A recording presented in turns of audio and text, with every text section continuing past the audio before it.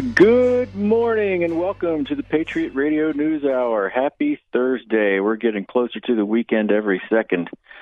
Well, you have found economics and history with attitude. This is your substitute teacher, Glen Biddle, sitting in for Joe, who is on a well-deserved vacation. Wendy is holding down the fort in Phoenix, and Jason and Brian are manning the outpost on the Front Range. And just remember, streaming is now up for the Colorado show at shoutcast.com, and then you search for the American Freedom Network. The Front Range show yesterday was really good and featured one of their new advertisers, Grandpa's Pawn and Gun of Longmont, Colorado. And then on that note, today's show we're going to feature some Second Amendment topics. Thursday is one of my shooting days. I was out shooting yesterday after the show. I went out and shot skeet with my old art teacher from high school, and today I'm going down to the range where I'm the vice president, and I'm going to shoot rifles and pistols. What's funny is, though, sometimes I'll call into the show or call into Joe to place an order, and I'm down at the range and I'm shooting while I'm calling in. And remember how Eric always used to say the urban miners, those were the people that would go into an empty house and just strip all the copper pipe out. Well, when I'm at the range, I'm kind of an urban miner because I'm down there picking up all the brass that everybody leaves. And the brass that I can't reload, I take to the scrapyard, and you can get about $1.50 a pound for brass casings, which is not bad. Okay. Now, today we're going to also talk about the Great Depression and how it kind of relates to the housing crisis we had in 2008. And Ramon has some audio links that we're going to go to in the second segment on the Great Depression. Now, also, remember the numbers, 800-951-0592, the website, allamericangold.com.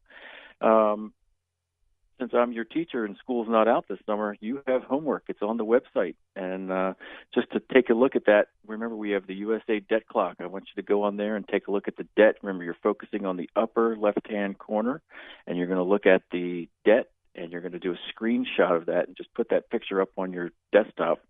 And in about a month, you go back and take a look at it, and it's shocking, the change in it. We also have the Chair of the Fed game. Interactive website you can go on to, and you can be the Fed chairman and see if you can keep your job as they throw different problems at you and how you have to either raise or lower the Fed funds rate to keep the economy going. We also have the IOUSA video clip, about a half hour long, excellent portrayal of what our debt actually is and the problems we have and maybe how to fix it. We also have two infographics. There's a great way to look at how much gold has ever been mined in the world, and like Joe says, it can fit into an Olympic-sized swimming pool. And then $20 trillion of debt visualized in stacks of $100 bills. It's from 2017 when the debt was $20 trillion. Now it's $21 trillion. We have two new things up on the website today. One is the story behind the wonderful Wizard of Oz. I'm going to go cover that today. It's not just a children's movie. It actually has some economics and great parallels of populism in this country. And I also have another video clip up that I want you to check out. It's called Maxed Out, Hard Times, Easy Credit in the Era of Predatory Lenders. This was produced just before the housing crisis in 2008. And I've got to forewarn you, there's a little bit of language in it. There's two segments where there's a stand-up comedian. He has a potty mouth, so if you think you'll be offended by it, just turn your volume down or fast forward through it. And the other neat thing about this video is that Professor Elizabeth Warren is in this. And this is before she became Senator Elizabeth Warren and got into all her problems with her identity crisis. President Trump calls her Pocahontas. I like to call her Liawatha. I think that's pretty funny. But anyway, I actually like her in this video because she is going after predatory lenders, especially the credit card industry. And she's actually completely on the right side of this topic. And it's just a wonder how she's transitioned as time's gone on to really just backing the socialist agenda of the Democratic Party. But that's what's on the website today. Let's take a look at the markets. Wow, what a difference a day makes. Everything's in the green today, it looks like. I guess the plunge protection team did its job. They can go home and get a good day's sleep today. Everything's up. Dow Jones is up 208 points. The Nikkei is up 255 points. Hong Kong Exchange is up 169 points. Shanghai's up 60. And as far as commodities go, oil is down a bit at $69.65 a barrel. And gold is up $3.29 at $1247.70. And silver just creeped over $16 an ounce. It's at $16.01. It's up 19 cents. It's still a good range to buy silver. And that brings us to today's special. We have rolls of Silver Eagles at $390 a roll. And those are, Wendy told me those were 2018s. Take advantage of these lower silver prices and stack them. I love to stack silver. I am a silver guy. I know Joe's a gold guy, but I'm a silver guy. You can stack a ton of silver with the money that you have available. I like the junk silver. Just think about it. A junk silver quarter will buy you a gallon of gas for your car. Somewhere around $3.50, $3.60 for a quarter, silver quarter. A mercury dime, $1.10, $1.50, that could buy you a loaf of bread. So that material is great stuff to have if you ever have to do bartering. Next week we're going to get into prepping, and if you're listening to this show, you're already prepping financially, and you are prepping to hedge against inflation. But we're going to also talk about prepping next week just on a daily basis and how you can really stockpile some things and have them available if you need them. When you need them, it's too late. You need to pre-plan and make sure you have everything ready to go. So in this next break, we're going to take a look at the Great Depression, and that's going to be interesting. So remember, the numbers, 800-951-0592, our special rolls of silver, $390 a roll. Silver Eagles, take advantage. Give Wendy a call. See you on the other side.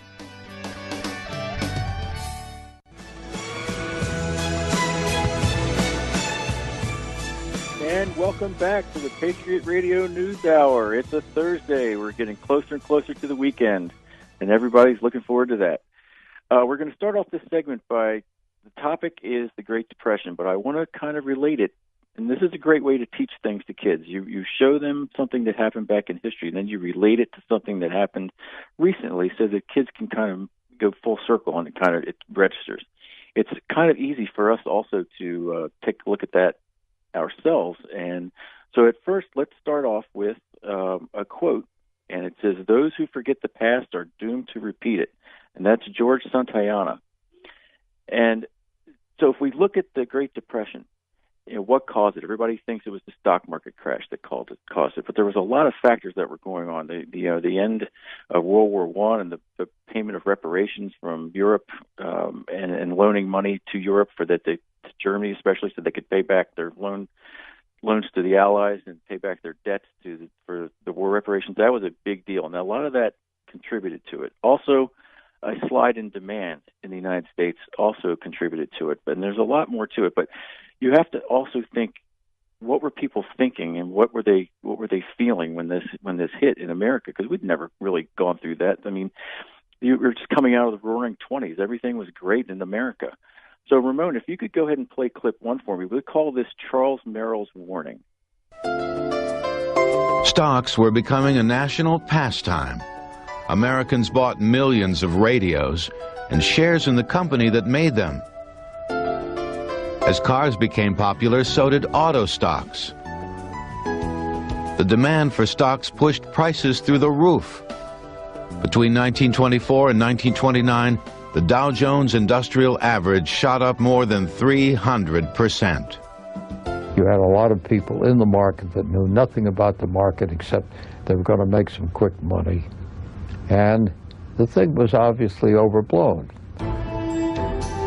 Unscrupulous brokers made things worse by pressuring investors into buying questionable stocks. There was a lot of opportunity for people to believe in what they were being told, and there were a lot of people there willing to take advantage of telling them that this company or that stock or something was going to just really go gangbusters. Even more dangerous, many investors bought stock on credit, known in the trade as buying on margin. You could buy stock if you were a good customer for 10% margin. So if you wanted to buy a share of $100 stock, you could put up $10, and the stock itself became collateral for a loan for the other $90. The widespread use of credit and the tremendous rise in stock prices made some investors wonder how long the good times could last. In 1928, stockbroker Charles Merrill of the firm Merrill Lynch sent a bluntly worded warning to clients. Now is a good time to get out of debt. We do not urge that you sell securities indiscriminately, but we do advise, in no uncertain terms, that you take advantage of present high prices and put your own financial house in order. Charles E. Merrill. Now, does any of that sound familiar? The rising demand for stock caused prices to go through the roof. All you have to do for this is insert housing market for stock market 2007, 2008, and look at what was happening. You had a $200,000 house that went up in value, let's say to $800,000. People would then take a home equity loan on that extra money, and then buy a pool, buy a boat, do all this. And then when the prices started to come down, then they become upside down on their house, or they tried to flip all these houses. The trick was, and if you listen to that Charles Merrill's warning, what was he telling his investors to do? And this is a rhetorical question. You can yell the answer at your radio. There's nothing wrong with that. He was telling them to sell. Take advantage of current high prices and put your financial house in order. Sell and get out of debt. And only if people had listened to him, they would have been fine. But this is eerily reminiscent of the housing crisis, when you had extended demand and it just pushed the prices up and up and up and up. And then when the bottom fell out, then there was a problem. Our next clip is called Panic and Ruin. Ramon, can you play clip 2, please?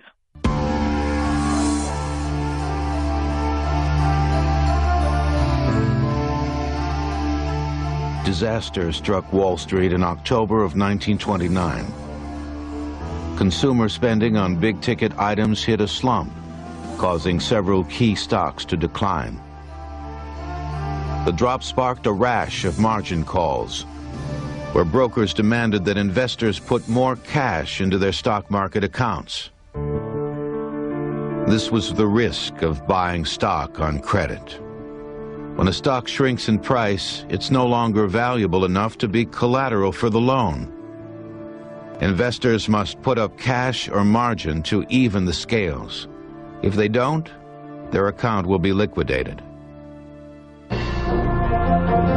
October 24th, 1929. Thousands of investors failed to come up with the necessary cash by the time their brokers entered the exchange. When the opening bell rang at 10 a.m., the liquidation sale began. Well, it started off, as I recall, like a busy day, and pretty soon it got worse and worse. Suddenly, it appeared that everyone wanted to sell and no one wanted to buy, and there was a sense of frenzy. The credit binge that had built up the market was suddenly eating through it like a virus.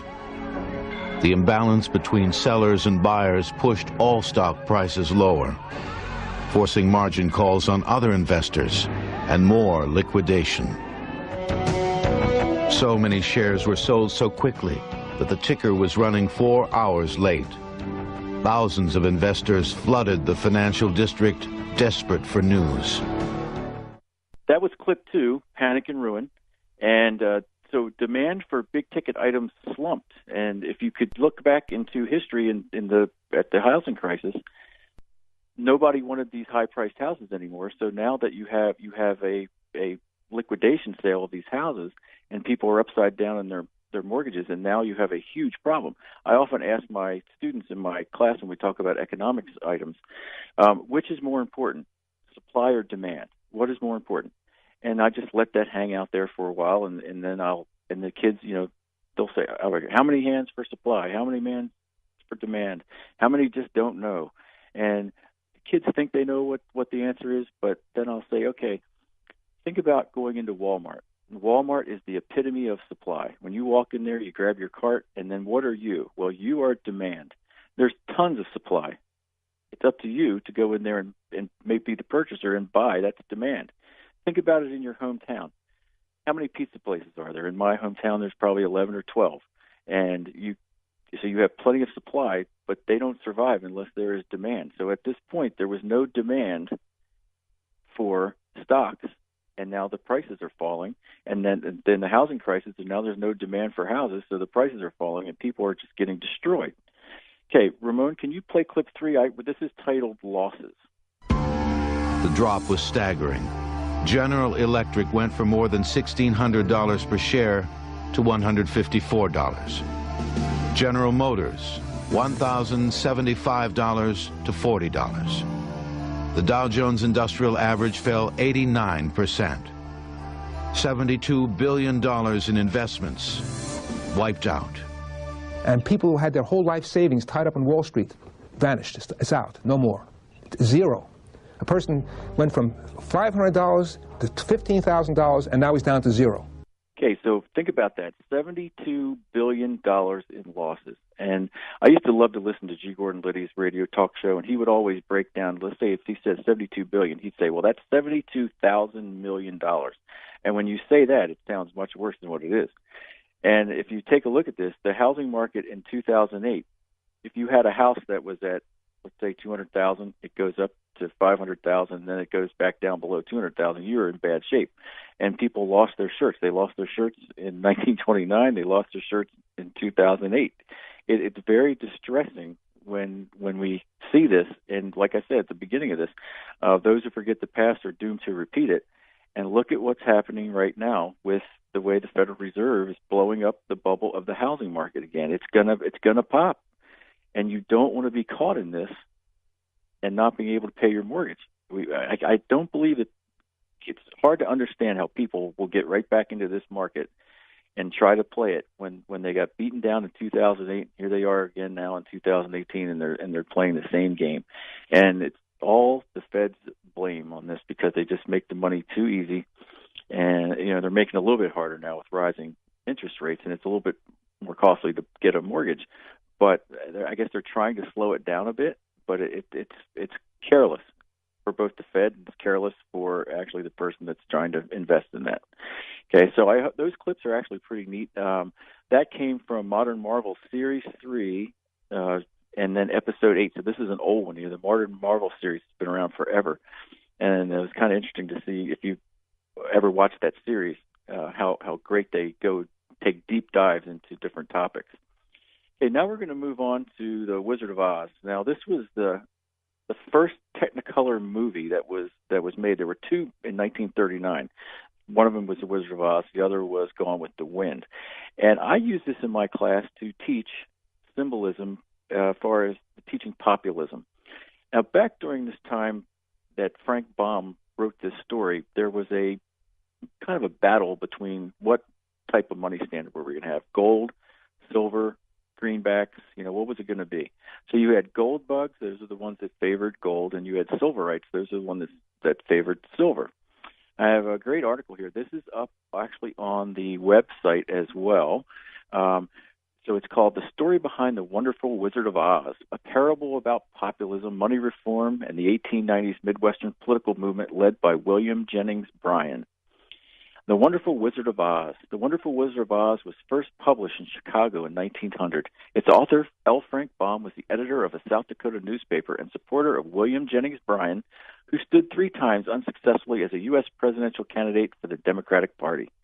The particular concern of both Baum and Bryan was the nature of the money supply then prevalent in the United States, and the Midwestern states in particular. In America during the 1890s, as in Britain, there had been a severe depression. Many businesses had gone bankrupt, farmers forced to sell up, factories closed, and workers were unemployed. True, some farms in the Midwest were suffering from drought, but most were still capable of growing food. The businesses and factories were still capable of providing the things that people needed. The workers still wanted to work to provide those things, and people would still want goods and services produced if they had the money to buy them. The money in the United States then as now was entirely created by the private banking system. The pretense existed then that money was based on gold. Even now, some people still think it is. The major banks based on the East Coast and West Coast could vary the amount of money in circulation, lending more to encourage commercial activity than foreclosing on loans to put the people out of business, enabling the banks to acquire their businesses cheaply.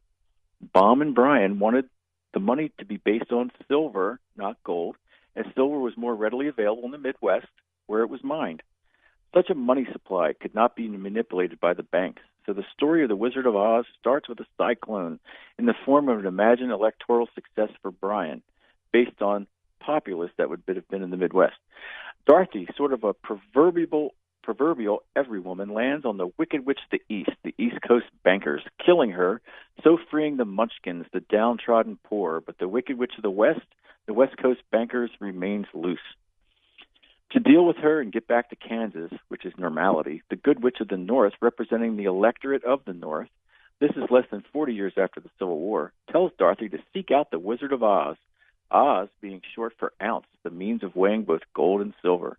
She also gives her a pair of silver slippers. Now, if you saw the movie, they were ruby, as they were in the book. Now, remember, silver slippers aren't going to show up very good in a color movie, so they become ruby ones in the color film. Only these silver slippers will enable her to remain safe on the yellow brick road, representing the banker's gold standard as she heads toward the Emerald City representing Washington, D.C. So we're halftime on a Thursday. Get yourself some silver slippers. Call Wendy and get that special of rolls of Silver Eagle. And we'll see you on the other side. This is the Phyllis Schlafly Report from Phyllis Schlafly Eagles. Mrs. Schlafly was a courageous and articulate voice for traditional values and common sense for more than 70 years. Now, continuing that legacy, the president of Phyllis Schlafly Eagles, Ed Martin. George Lakoff, a professor emeritus of cognitive science and linguistics at the University of California, Berkeley, finds it very frustrating when liberals retweet President Trump. Lakoff has almost made a second career trying to teach Democrats how to communicate their progressive agenda to ordinary Americans. In an exasperated post to his friends on the left, Lakoff wrote, "When you repeat Trump, you help Trump. You do this by spreading his message wide and far. Think about it. Every time Trump issues a mean tweet or utters a shocking statement, millions of people begin to obsess over his words." Lakoff continued, "Reporters make it the top headline. Cable TV panels talk about it for hours. Horrified Democrats and progressives share the stories online, making sure to repeat the nastiest statements in order to refute them." Lakoff finished with this, "Nobody knows this better than Trump. Trump, as a media master, knows how to frame a debate." It's true. Democrats and the media strengthen those frames by ensuring that tens of millions of Americans hear them repeated over and over again. Another example of bad liberal messaging helping Trump make his point came in the form of a photo of children detained in cages. Liberals tweeted and retweeted this photo and claimed how horrible Trump was. Unfortunately for the left, these photos were from 2014 and showed some of the tens of thousands of unaccompanied alien children who flooded across the border under Barack Obama. Most of these were placed with relatives living illegally in the United States instead of being returned to their parents as they should have been. President Trump is determined to change the system that allows these alien children from countries other than Mexico to remain here indefinitely. When the number of children spiked this spring, Trump and Attorney General Jeff Sessions took several other steps to stem the flow. Even pro-immigration Republicans are pressuring Trump to cave by extending the Deferred Action for Childhood Arrivals, DACA, without building a border wall. President Trump is a welcome relief from politicians who care more about donors than voters. Trump should continue to be a choice, not an echo, on immigration and his use of Twitter, and stand firm for the border wall. This has been the Phyllis Schlafly Report from Phyllis Schlafly Eagles. Illegal immigration burdens our schools and social services and opens doors to criminals and terrorists. Outdated visa programs divert jobs from Americans. PhyllisSchlafly.com chronicles these outrageous unfair practices and provides answers. Go online to PhyllisSchlafly.com. Thanks for listening, and join us next time for the Phyllis Schlafly Report.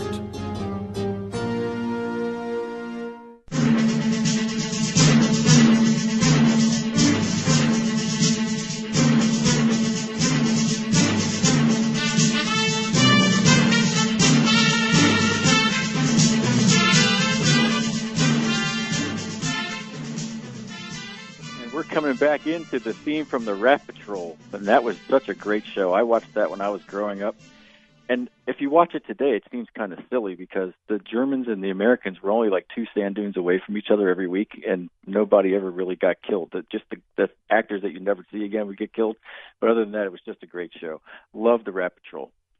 Okay, now we're getting back to our wonderful Wizard of Oz article here. Now, you have to bear with me on this. You know, I hope I'm not ruining your favorite childhood movie here with all this symbolism that's in it, but it's actually an interpretation of the movie and the book that Baum wrote about populism, and it kind of works, and it's great for teaching kids this kind of obscure topic of populism, and then trying to bring into it the bimetallic system of money that we had at the time.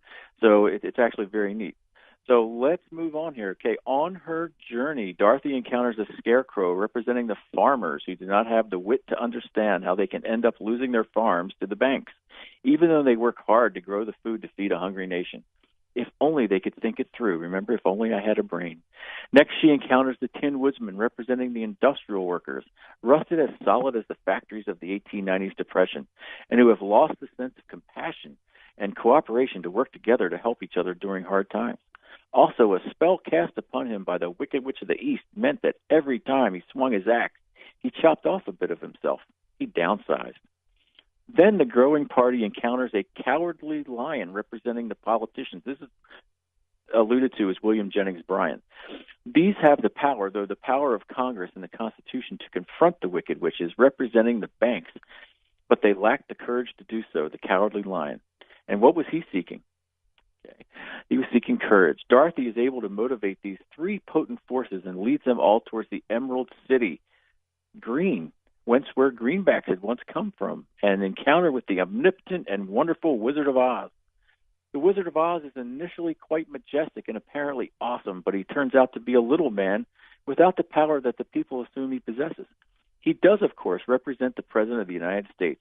With the wizard's illusion of power shattered, he is replaced by the Scarecrow, who would be another Lincoln. Remember when the Wizard of Oz is behind the curtain, he said, "Do not look behind the curtain," and because he doesn't want to be exposed for the weak person that he is.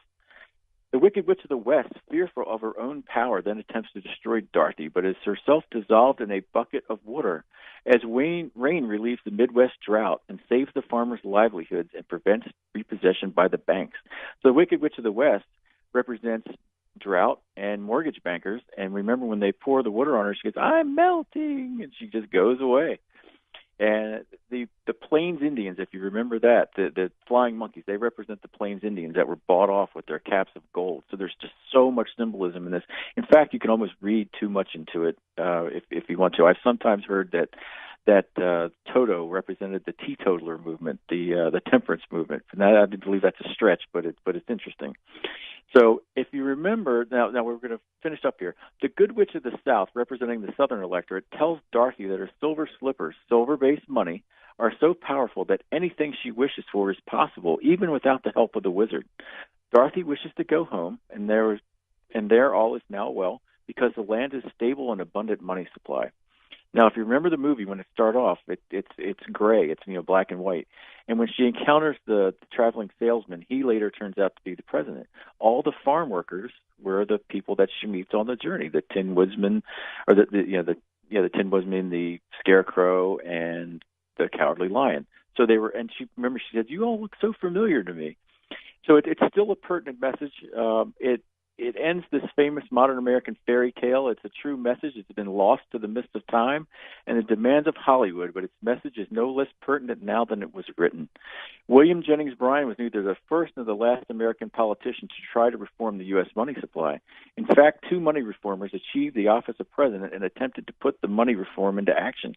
But just like in the Oz story, the most powerful man in the world was not as powerful as people believed. In 1865, Abraham Lincoln introduced the original greenbacks, which were paper money issued by the U.S. government largely to pay for the federal war effort during the Civil War. It was fiat money, money that made legal tender by act of Congress. Unfortunately, Lincoln died suddenly a few weeks later as his plan died with him.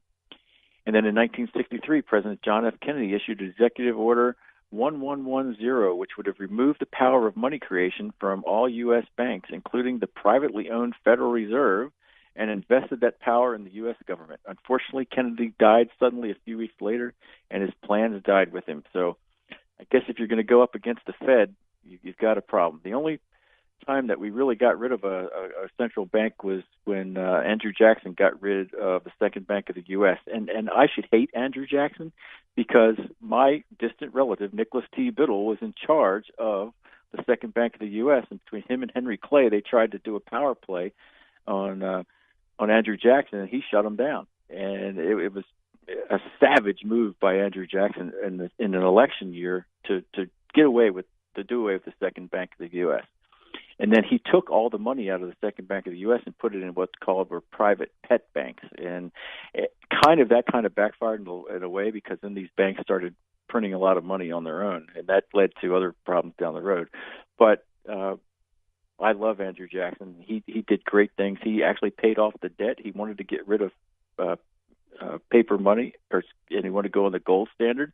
And it's kind of ironic that his face is on the $20 bill. He would hate that today if he were still alive. And he would have a big problem with that.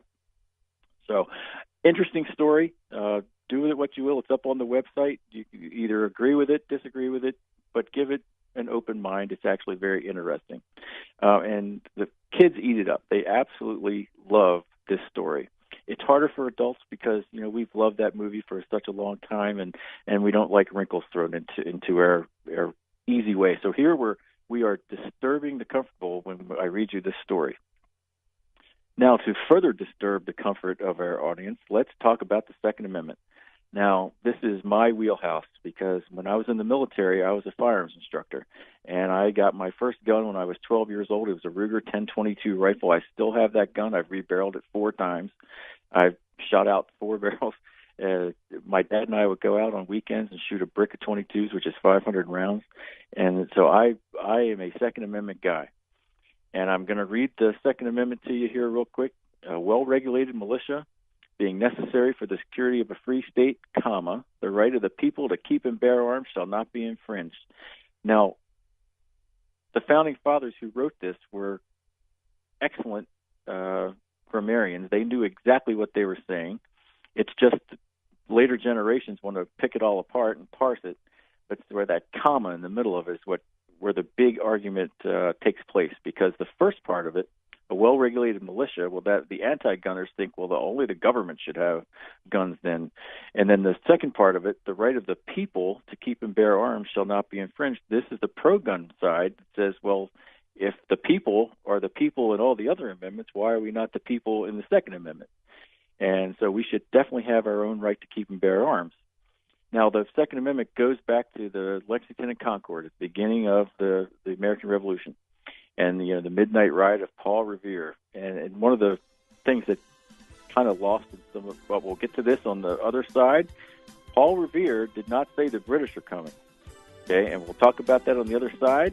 Second Amendment, guns on the other side.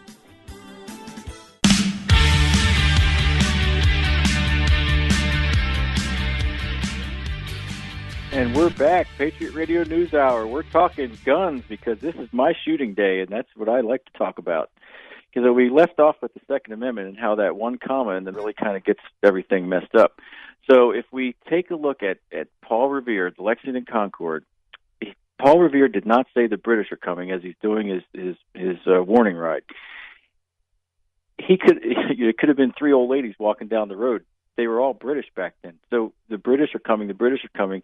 That's really not historically accurate. He did say, though, the regulars are coming, or the redcoats are coming, meaning the British Army is on its way to take your guns.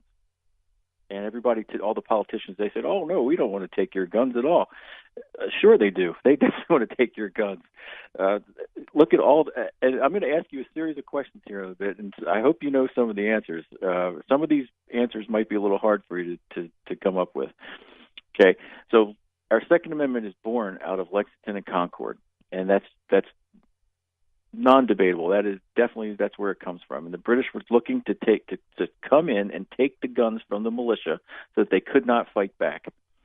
Okay, now let's fast forward to modern day. Okay, now how many gun laws are there on the books in the United States? Any idea? I'm looking for a show of hands.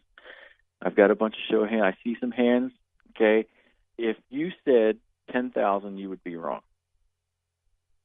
Is it higher or lower? What do you think? Well, if you said 30,000, that would be too many, but I guarantee you the politicians would love to have that many. It's around 20,000 lost in the books. Okay.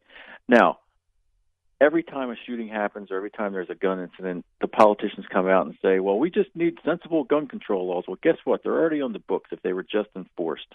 There are so many, and even though that they're on the books, a lot of these shooting incidents, there are 10 to 15 gun laws that are broken. These laws do not stop bad guys from doing bad things. They keep people that obey the law from doing bad things, because if you're an outlaw, you're literally outside of the law. That's the old English definition for it. Okay, so that's where we start. We have plenty of gun laws right now on the books. Okay, now where do most gun crimes take place? Now, where do you think they take place? Do they take place where there's strict gun control, or where people are legally armed? Where do you think it takes place? Okay, strict gun control, or where people can legally be armed? Well, the answer is a great book. It's called More Guns, Less Crime by an economist by the name John Lott. And he has updated his figures. He went county by county in the United States, and he looked at the gun laws. And he found that in areas that have very lax gun control, or places where you are allowed to own guns legally, the crime rate was down 20 to 30% compared to places like Chicago that have strict gun control, yet high homicide rates, or even Baltimore, which is near me. Maryland has very, very strict gun laws, but we have high incidence of gun crime. So it doesn't make any sense. You would think if you had strict gun control, there wouldn't be any gun crime, and where you have no gun control, you would think the blood would be flowing in the streets. That's what they said about Florida when they passed your stand your ground law. They said there will be blood in the streets, but actually the crime rate's actually gone down in Florida because of that, because it's a basic economic law of substitution. When the price of beef becomes too expensive, you switch to chicken. So a criminal, if he is in an area where everyone is armed, him committing crimes now against people has become more expensive. So he's going to switch to a place that's cheaper. He's going to switch to a location where there are gun-free zones where no one is legally allowed to have a gun. He's going to walk in, he's going to rob people or assault them. I saw a great article today in Florida. This carjacker tried to carjack a lady. She had a gun. She fended him off, and then the guy went into a convenience store, and the people were armed in there. So this guy ended up hiding in the back of a building. He was so scared from the people that all had guns. And the left wing is going to try to tell you that people don't use guns for self-defense, but it's very prevalent that they do. Okay, next question. Do you own a firearm? And do you regularly train with it? I'm going out today to shoot, and I shoot somewhere between 1,000 to 1,500 rounds a week in my firearms training. I'm constantly training. I am a firearms instructor. I was a firearms instructor in the military, and I'm a civilian firearms instructor. I'm certified by the NRA I can teach handgun, I can teach shotgun, rifle, and I'm also a range safety officer. Okay, so if you own that firearm, do you regularly go out and train with it? And can you assemble and disassemble that firearm? Okay, and do you know how to clean and maintain it? And do you have common sense common spare parts for that firearm? And if any of those answers are no, or you don't know, you need to get some training, and you need to regularly train with that handgun or that rifle or shotgun, because if you ever have to use it in a crisis situation, you need to have muscle memory. You need to just be able to load that shotgun, be able to load that pistol, be able to load that rifle in a tense situation. 3:00 in the morning. How are you going to be able? You need to know how to do it. It just has to happen. It just has to work. That's why you just can't go out and shoot 50 rounds every 3 months. That's just not going to work. It's better than nothing, but it's not an appropriate level or plane you should be on as far as your training goes. Okay. The next question, and this one is, I think you should have plenty more than what you think you should here. How much ammunition do you have for your firearms? 50 rounds enough? Is 100 rounds enough? I think you should have 1,000 rounds per firearm. That's what I think, but that's just my personal opinion on that. Okay. Now, have you ever taken a training course? There are plenty of training courses out there. There's Gun Sight, there's Thunder Ranch, there's Front Sight. There's all sorts of different firearms instructors you can do, but you must go and you must look at the instructor and kind of vet them to see what is a good instructor and go from there. Okay. Arizona is a constitutional carry state, but if you are not able to constitutional carry, which is open carry, how do you get a concealed carry permit? How do you do that? That's a good question that you need to ask yourself. And then the next question is, do you have the right mindset and situational awareness when carrying? Now, if you are around a gun, there is always a gun in the equation. The police officers are told this all the time. If you're in a situation where you go to a domestic dispute, there's always a gun there. It's your gun, the police officer's gun. Okay, we'll bring this up on the next break. Next segment's coming up. It's going to be the final segment. More on the Second Amendment and more about what's going to happen on tomorrow's show. What this country is coming to, I sure would like to know. If they don't do something by and by, the rich will live and the poor will die. Doggone, the panic is on. The great bump music to come back in. Final segment on a Thursday. We were talking about the Second Amendment. Okay, so if you want some more information on the Second Amendment and gun rights, there's a few sites here I'm going to give you. One that I go to every day is keepandbeararms.com. That's a great source for news. It breaks it down by state and by topic and what's going on. There's also the Gun Owners of America and the Second Amendment Foundation, and of course the NRA. So those are great sources. We're going to dive a little deeper into the Second Amendment probably on Monday.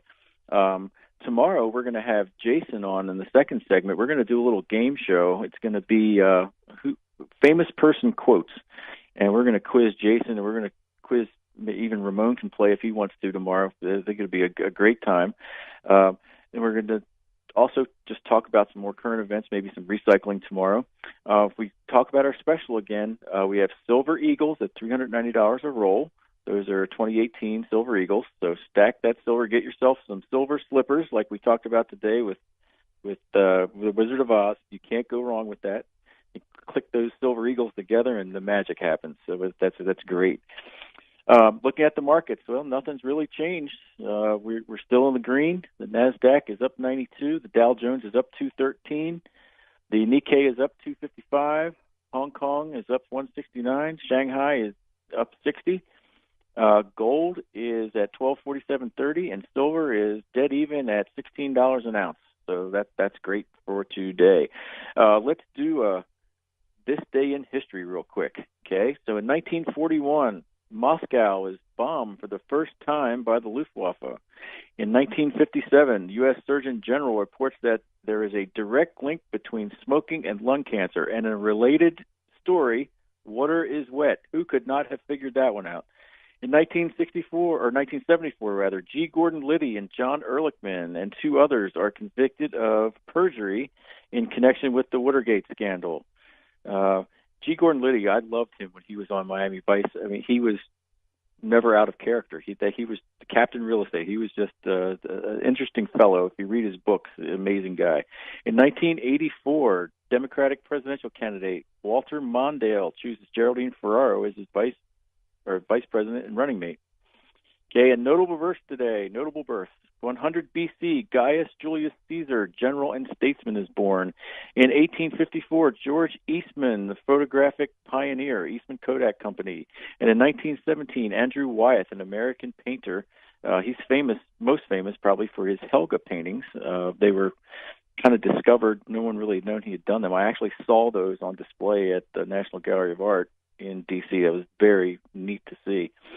Okay, so Joe must be doing great on his vacation because no one's really heard from him. And I got a 3-word text last night from him like, hey, you're doing great. Keep going. So hopefully he's having fun. If you missed saying happy birthday to Eric yesterday, if you see him around Phoenix, wish him a happy belated birthday. And I'd like to say tomorrow we've got Jason coming on with us in the second segment. It's going to be great. Remember the Streaming is up for the Colorado show. You go to soundcast.com and then search for American Freedom Network, and you can listen in. Okay, so we'll see you tomorrow. Happy Thursday. We're almost there. Get those silver slippers. Call Wendy, 800-951-0592. You can't go wrong with silver slippers. See you tomorrow.